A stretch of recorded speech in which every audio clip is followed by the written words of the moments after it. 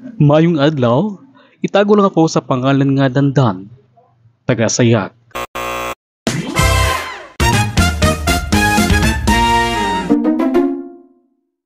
Mayong adlaw kuya, itago lang ako sa pangalan nga Dandan, 15 anyos. Ang akong problema kuya kabahin kini sa ako ang kaugalingon. Sa tinuod lang, naglibog yun ko kuya kung lalaki ba jud ako nga straight o usa ako ka gay, bakla. Pero ipugos gyud na ako kuya, ipugos gyud kuya sa ako ang mama nga lalaki daw ako. Sa tinuod lang, maibog pod ko kuya sa babae, maibog pod ko kuya sa lalaki. Pero ang akong kalipay kuya, naamagyud kuya sa lalaki. Mauni kuya nga ako ang problema sa ako ang kaugalingon. Naabay kuya sayop sa ako ang pagkatawo, palihog, sultihi o tambagi ako ninyo. Unsa man ang angay na akong pagabuhaton. Ayun, ayan sa mga followers po dyan, sa mga nanonood po dyan sa ato ang Cinder karon nga si Dandan, ayan.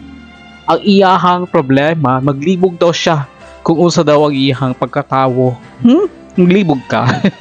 Kung naabay daw sayop sa iyahang pagkatao, kung lalaki ba daw siya o babae.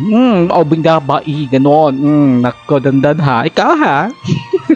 May ganon talaga, di ba? O siyempre po, daghan mga hanap dan. Siguro sa imo lang sitwasyon, basin wala pa ka moabot sa saktong edad. Kadaghanan maggod na iuban nga, dili dayon mo lubad. Di dayon nila makonfirm kung unsa ilang pagkatawo. Pero ingon pa nimudan na maibog ka o makagusto ka pod sa lalaki o makagusto pod ka sa babae. So, bisexual siguro ka. Diba uso na karon ka ng bisexual? Oo na, maibog laki, maibog pod og babae. Pero ang imo lamang diridan kay mas kuan ka, mas gusto gyud nimo ang mas kalipay nimo ang lalaki kaysa babae. Kumbaga nangingibabaw ang imong pagkaibog sa lalaki. So, siguro law lamang na 80% kuan ka gay, tapos 20% pa girl, no? Or baka gusto ka sa girl, ba parang ganon. Pero bisexual siguro ka. Dili man na kuanda, dili man na sayop o dili nimo na problema. Kumbaga, siguro mo lang nakalaan para sa imuha. Pero kaya man nimong wag-udan kung asa jud ka mas malipay. Imong panimo na mas gusto ng imuhang mama na lalaki ka. Pero kung ipakita nimo sa imuhang mama kung unsa jud ang imuhang type o unsa jud ang sa imuhang pagkatawo, makasabot ra magtudugayan ang imuhang ginikanan. Kay pinakauna jud makasabot ang ginik-angat urang pamilya. Samot akong tanggap ko sa imong pamilya kung unsa ko na pagkatawo, dako na kaayo nato na nakalipay, di ba? Pero malay nimo dan, maabot ang panahon na maotro ra di ay ang imuhang tagpati. May ganon.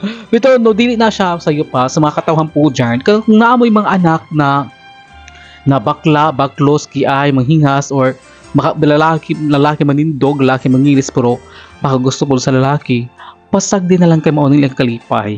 Pero naidyon mga kuan mga ginikanan na dili patugot, kaya dili ganahan sila na ilang bata ganito ganyan. Murang ko ninyo, gipreso ninyo ang iyahang pagkatawo. Pero naay jud na ako kaila pod. Di ka ako ikaw ni nag-alias ka lang og Dandan. May ganon, di ba? Kung unsa man galing ang kalipay sa inyong mga anak, kung unsa man galing ang ilahang kasing-kasing tumibok, ato na lang pagasuportahan para dili magrebelde. Kikadaghanan manggod kanang mga napugos lang, maabot ang time nagrebelde na noon. Naglayas, nakigtanan, parang ganon. Tungod kay nagpugnan sila sa ilang mga ginikanan.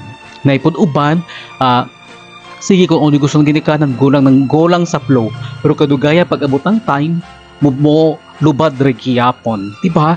Di jud na malikayan kung unsa jud imong pagkatao mo jud, diba? Pero na uban, nagminyo man. Pero di ka mo malikayan, sa nagminyo na sila, makahanap gyapon sila og siyempre, mukha man jud sila og hanap nagkalipay, diba? Ana jud na siya. Ayan, sa mga gusto po siya mapadala sa inyo mga later sender na ngayong advice, gusto ninyo magbabasahan dito sa ato ang programa, paki-comment lang or i-message kami sa mo ang page. Ayan. Welcome po sa Alaaw TV. Thank you po sa ato ang sender na si Dandan. taga-sayak daw siya. Daghang salamat tan untahan na dan, naa kay makalakatunan sa ako ang advice. Pero ako lang to ha. Sa mga gustong mag-advise, paki-comment lang po diri sa ato ang comment section. Mayong adlaw.